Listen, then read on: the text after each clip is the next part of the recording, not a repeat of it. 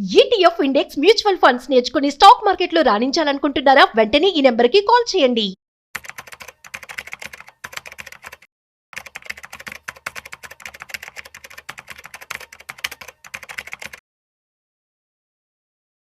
నమస్తే, welcome back to Suman TV. Present మనతో పాటు ఉన్నారు stock market analyst Sundararam Reddy గారు.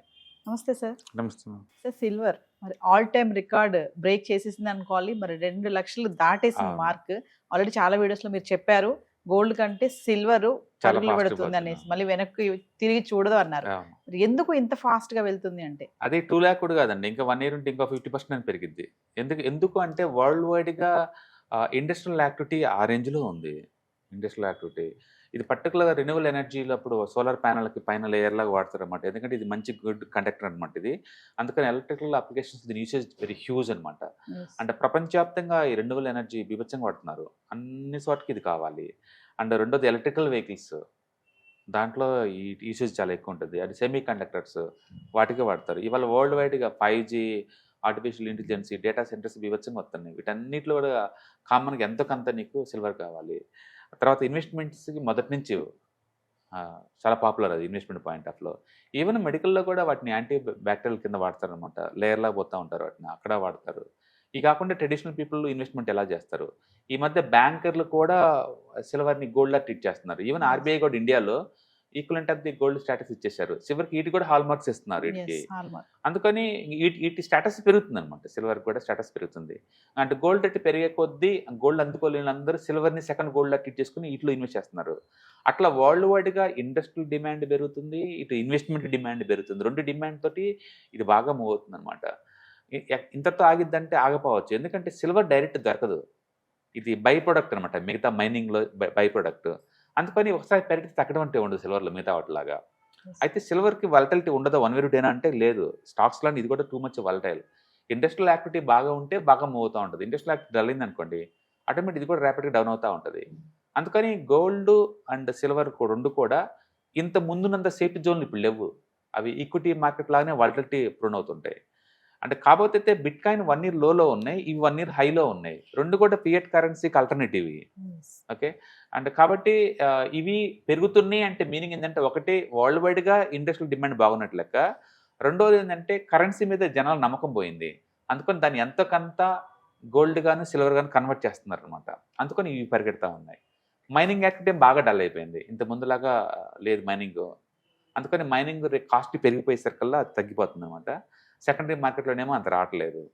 పైగా ఇది బై ప్రొడక్ట్, స్ట్రైట్గా దొరకదు సిల్వర్. జింక్ వీటిని డెవలప్ చేసేటప్పుడు ప్రాసెస్లో భాగంగా వస్తుంది అనమాట. అందుకని స్ట్రైట్గా ప్రైస్ పడగొట్టడం పెరగడం లాంటివి ఉండవు అనమాట. దీనికి స్లో అండ్ స్టడీకి పోతూ ఉంటాయి. కాబట్టి డిమాండ్ ఇంకా ముందు రోజులు కూడా ఇంకా చాలా ఎక్కువ ఉంటుంది. అంటే పర్టికులర్గా 1 yearలో అంటే లాస్ట్ మనం ఐ థింక్ జూన్లో అనుకుంటా 1 lakh ఉంది. అంటే డిసెంబర్ కల్లా ఎక్స్ట్రాడినరీ మూవ్, అంత తిరగలేదు. మన కళ్ళ ముందు ఇంత పెద్ద మూవ్స్ చూడటం అనేది కూడా అదృష్టం అనుకోవాలి. గోల్డ్ చూసాము అండ్ సిల్వర్ చూసాము, అంటే 8 monthsలోనే డబుల్ అవటం అనేది అంటే చాలా ర్యాపిడ్ మూవ్. ఇండస్ట్రియల్ యాక్టివిటీ చాలా చాలా ఎక్కువ ఉంది. అంటే ముందు ముందు సిల్వర్ జ్యువెలరీ కూడా వచ్చేస్తుంది అంటారు. డెఫినెట్గా గోల్డ్ ఆర్నమెంట్స్ లాగా. ఇది పెరిగే కొద్దీ ఇంకా మోజ్ ఎక్కువ ఉంటుంది. జనాలు దాన్ని చెక్ చేస్తూ ఉంటారు. డెఫినెట్గా మూవ్ అవుతుంది. అంటే డిమాండ్ బాగుంది కాబట్టి ఇంత ప్రైస్ వెళ్తుందని అంటున్నారు. ఎప్పుడైనా స్టాక్ మార్కెట్లో ఏంటంటే మేము ట్రెండ్ ఫాలోయింగ్ చేస్తూ ఉంటాం. ట్రెండ్ ఫాలోయింగ్ అంటే పెరిగేది ఇంకా పెరుగుతూ ఉంటుంది, పడేది ఇంకా పడతా ఉంటుంది అనమాట. అది హ్యూమన్ నేచర్ని కరెక్ట్గా రిఫ్లెక్ట్ చేస్తుంది. అది అట్టమాట. సపోజ్ ఇప్పుడు చికెన్ కేజీ 200 అనుకోండి, ఎవరు మాట్లాడరు. 400 అందరూ మాట్లాడుతూ ఉంటారు అదే పనిగా. పైగా ఎప్పుడు తిన్నాళ్ళు కూడా ఒకసారి చూద్దాం అనిపిస్తుంది అనమాట. అంటే డిమాండ్ ఎక్కువ క్రియేట్ అవుతూ ఉంటుంది. అది 60 రూపాయలకి వచ్చింది అనుకోండి, ఎవరు అంతగా 2 రోజులు తినేసి ఆపేస్తారు. అంటే పడేవాటిని ఇంకా పడగొడతారు, పెంచేవాటిని పెంచుతూ ఉంటారు. ఈ క్వాలిటీ ట్రెండ్ ఫాలోయింగ్ అంటాం మేము. సో ఏదైనా ఒక ఎసెట్ క్లాస్ కొన్ని సంవత్సరాలు రెస్ట్ తీసుకుంది అనుకోండి, ఒకటి హ్యూజ్ డిమాండ్ క్రియేట్ అవుతుంది అనమాట. ఇంకా దాంతో ఇండస్ట్రియల్ యాక్టివిటీ రియల్గా నడుస్తుంది ఇక్కడ.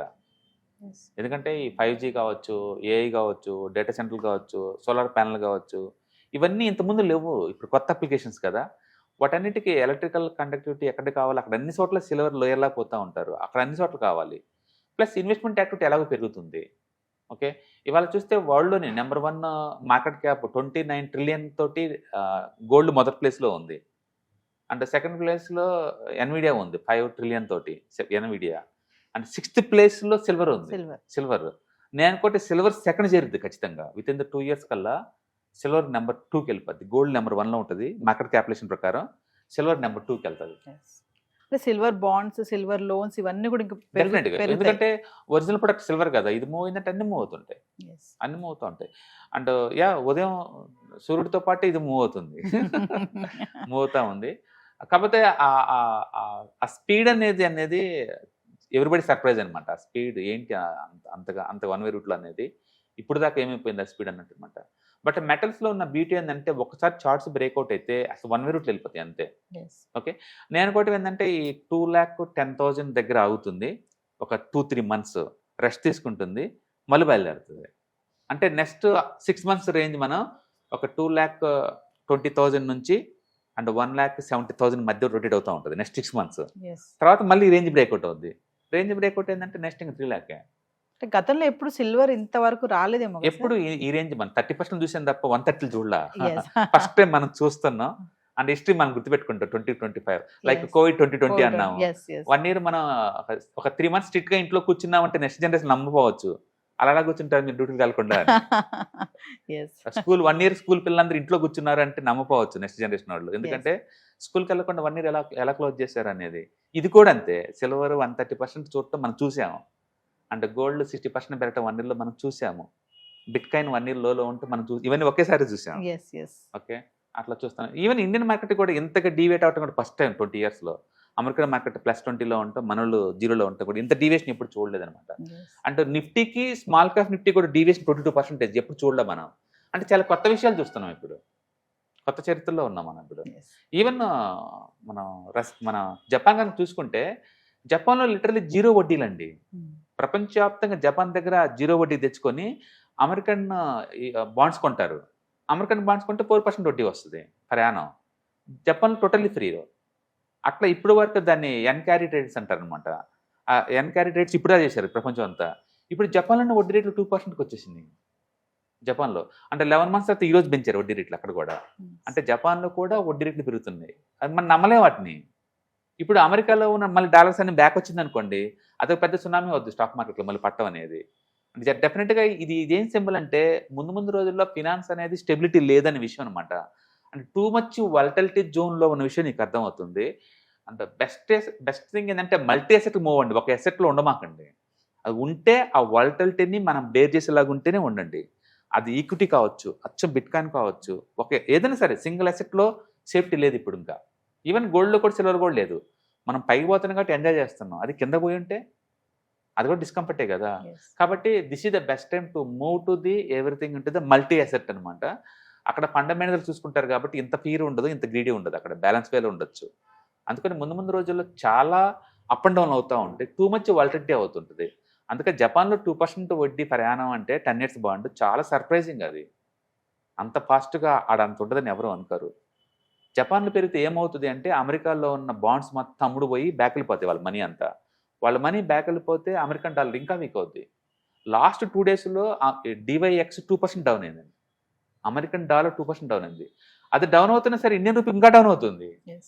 అందుకని ఆ ఎసెక్ట్ కొన్ని అలొకేషన్ ఇప్పుడు ఇంత ముందులాగా కొరలేషన్ లేదు. ఇప్పుడు ఇంకా కొత్త విషయాలు చాలా జరుగుతున్నాయి. అందుకని మనం టూ మచ్ అన్సర్టనిటీ ఎన్విరాన్మెంట్లో ఉన్నాం. ఈ టైంలో ఖర్చులు తగ్గించుకొని ఉన్న దాంతో హ్యాపీగా బతకడం నేర్చుకోవటం చాలా ఇంపార్టెంట్. ఉన్న డబ్బుని ప్యాసివ్ ఇన్కమ్ లాగా మార్చుకోవటం చాలా important. Thank you sir. Online classes నిర్వహించబోతున్నారు కదా, ఎవరు జాయిన్ అవ్వచ్చు, మరి ఏం చెప్పబోతున్నారు ఆ క్లాసెస్లో? దీంట్లో ETFs, index funds and mutual funds గురించి అండి.